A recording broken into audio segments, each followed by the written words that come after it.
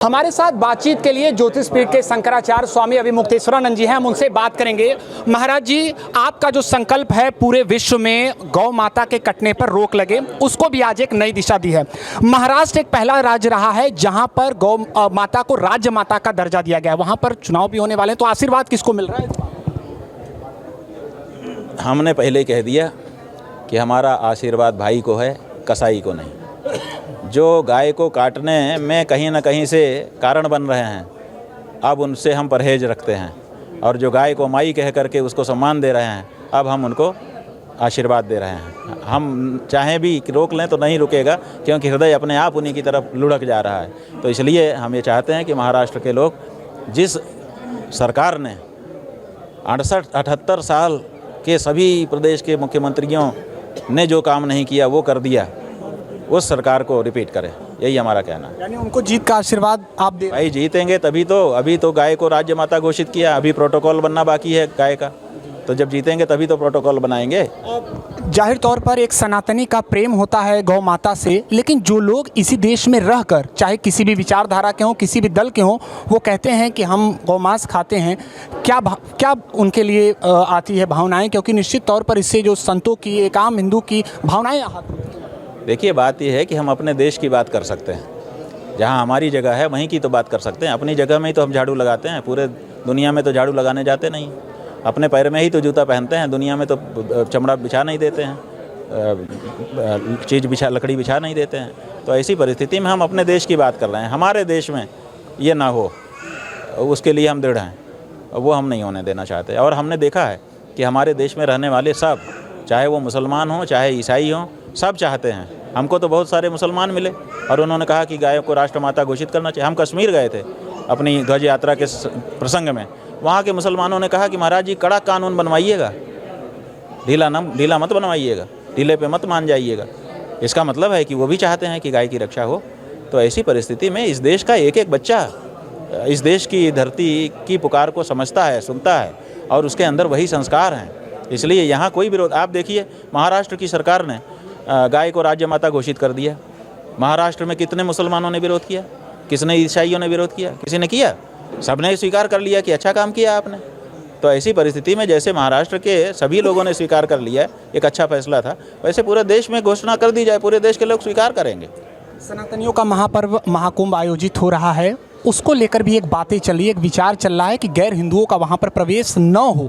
बतौर शंकराचार्य आप क्या चाहते हैं? देखिए, मुसलमानों का जो सबसे बड़ा तीर्थ है वो है मक्का शरीफ, ठीक है। वहाँ पर 40 किलोमीटर दूर हिंदुओं को रोक दिया जाता है। माने जो मुस्लिम होंगे, इस्लाम को मानने वाले होंगे, उन्हीं को 40 किलोमीटर से अंदर घुसने दिया जाएगा। 40 किलोमीटर पहले ही रोक दिया जाता है। क्यों रोक दिया जाता है? यही उद्देश्य है ना कि हमारी पवित्रता बनी रहे और हम परस्पर मिल करके आराधना उपासना कर सकें। हिंदू विरोध में तो ऐसा नहीं करते हैं, वो तो अपनी चीज़ को अच्छे से करने के लिए ही करते हैं ना। तो उसी तरह से ये जो कुंभ पर्व है ये हिंदुओं का है। यहाँ पर पाप नाश करने के लिए, पुण्य कमाने के लिए लोग आते हैं। माने पूरी तरह से धार्मिक जगह है, तो धार्मिक जगह में मुसलमानों का क्या काम है? और कौन से मुसलमान ने ऐसी मांग की है? किसी ने मांग की हो तब ना विरोध किया जाता है। प्राप्तो सत्याम निषेध है, प्राप्ति ही नहीं है, आप निषेध कर रहे हैं। किस मुसलमान ने मांग की है कि हमको कुंभ में बसने दीजिए? किसी मुसलमान ने मांग नहीं की है। तो बिना मतलब एजेंडा बना रहे हैं कि साहब जो है मुसलमानों को नहीं घुसने दे। अरे कोई मुसलमान कह रहा हो कि हम घुसेंगे तब ना रोको। किस मुसलमान ने कहा कि हम तो घुसेंगे, बिना घुसे नहीं मानेंगे, हम तो कुंभ में जाएंगे ही, बिना घुस के हमारा जीवन नहीं चलेगा? किसी मुसलमान ने कहा? तो आप जो है कल्पना करते हो, कल्पना करके माहौल बनाते हो, तो ये राजनीति है। लेकिन हमारा ये कहना है, आप हमसे पूछ रहे हो कि भाई जहाँ आपके धर्म का है हम वहाँ नहीं जाते। हम कहते हैं बिल्कुल सही है, ऐसे ही हमारे धर्म का पर्व है, यहाँ पर आप मत आइए, यही हमारा कहना है। बांग्लादेश में वर्तमान में जो हिंदुओं की स्थिति है उसको लेकर आपने कुछ योजना बनाई है, कुछ विचार किया है कि क्या वहाँ पर कुछ प्रतिनिधि, कुछ किसी लोगों? नहीं है, बात यह है कि जो मीडिया से खबरें आ रही हैं हम लोग उसी पे अवलंबित हैं। कभी समाचार आते हैं कि बड़ा अत्याचार हो रहा है, कभी समाचार आता है कि नहीं ऐसी कोई बात नहीं है, सब शांति हो चुकी है। तो ऐसी परिस्थिति में बहुत मुश्किल हो जाती है। तो हम ये चाहते हैं कि वहाँ की जो परिस्थिति है उससे ठीक से अवगत हो जाएं। तो इसके लिए मधु पूर्णिमा किश्वर नाम की एक बहुत बड़ी पत्रकार हैं, समाज सेवी हैं, मानुषी संगठन चलाने वाली महिला हैं, उनके नेतृत्व में हमने एक प्रतिनिधि मंडल का गठन किया है और जल्दी ही वो बांग्लादेश जा करके वहाँ के हिंदू समूहों से मिलेगा और उनकी सही जानकारी जान करके एक रिपोर्ट हमको देगा और उसी रिपोर्ट के आधार पे हम आगे वहाँ के बारे में जो कुछ कहना है कहेंगे। महाराज जी, एक अंतिम सवाल। कनाडा के जो राष्ट्राध्यक्ष हैं उनका ये कहना है कि जो कनाडा में रहने वाले हिंदू हैं वो सभी लोग प्रधानमंत्री मोदी का समर्थन करते हैं, ये ऐसा नहीं है। क्या आपको भी लगता है कि कनाडा की जो बातें हैं वो एक राजनीतिक दल से जुड़ गई हैं या फिर एक धर्म विशेष? देखिए, बात ये है कि ये कहाँ गलत है कि सब लोग एक ही जगह के समर्थक हो गए। सब जगह कोई ना कोई तो विरोधी होता ही है। हाँ, एक पार्टी में एक नेता का सब लोग समर्थन नहीं करते हैं, वहीं अंदर ही अंदर विरोध रहता है। तो ये कहना कि सब लोग अमुक पार्टी के ही समर्थक हो गए, तो ऐसा तो नहीं है। तो वो उसकी ये जो बात है ये तो सही ही है। अब सवाल ये है कि किसी पार्टी के विरोध के कारण अगर सब हिंदुओं को भोगना पड़ता है तो ये उतना अच्छा नहीं है। इसलिए किसी पार्टी विशेष से पूरे हिंदू समाज को नहीं जोड़ना चाहिए। आगामी हर पार्टी में हिंदू हैं, इसलिए किसी एक पार्टी में ही हिंदू हैं ऐसा कहना गलत है। आगामी उत्तर प्रदेश के विधानसभा चुनाव में उसी को समर्थन होगा। और सुनो, केवल हर पार्टी में हिंदू हैं इतना भी कहना सही नहीं है। हर पार्टी में मुसलमान भी हैं। जो पार्टी अपने आप को हिंदू कहती है ना, उसमें भी मुसलमान हैं। तो इसलिए हर पार्टी में हिंदू हैं और हर पार्टी में मुसलमान हैं। इसलिए किसी पार्टी को हिंदू पार्टी और किसी पार्टी को मुस्लिम पार्टी नहीं कहा जा सकता। एक बात। दूसरे, आप चुनाव आयोग में चले जाइए, जहाँ पे पार्टी बनी है पंजीकृत होकर के, आप निकालिए किस पार्टी ने कहा है एफिडेविट पर कि मैं हिंदू पार्टी हूँ। अगर किसी पार्टी ने कहा हो तो हम उसका समर्थन करने को तैयार हैं, लेकिन वहाँ तो आपने सब ने कह दिया कि हम धर्मनिरपेक्ष पार्टी हैं और बाहर आके कहते हैं हम हिंदू हैं। ये दोहरा चरित्र ठीक नहीं है।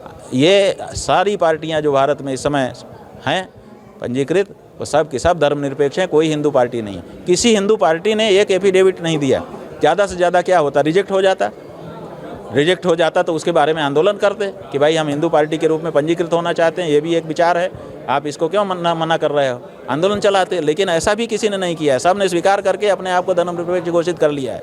जब आपने शपथपूर्वक अपने आप को धर्मनिरपेक्ष घोषित कर रखा है तो फिर किस कारण से हमारे सामने आके आप कहते हैं कि हम मैं हिंदू पार्टी हूँ? कोई हिंदू पार्टी नहीं है और कोई हिंदू पार्टी नहीं है। चुनाव आयोग में जाके कागज़ देख लीजिए और व्यवहार में देख लीजिए कि जितनी पार्टियों के लोग सत्ता में आए सब ने गाय हत्या की है। कोई हिंदू गौ हत्या कर सकता है? बताओ। कोई भी हो जो हिंदू होगा वो गौ हत्या कर सकता है? तो हर पार्टी ने सत्ता में आने के बाद गौ हत्या को जारी रखा।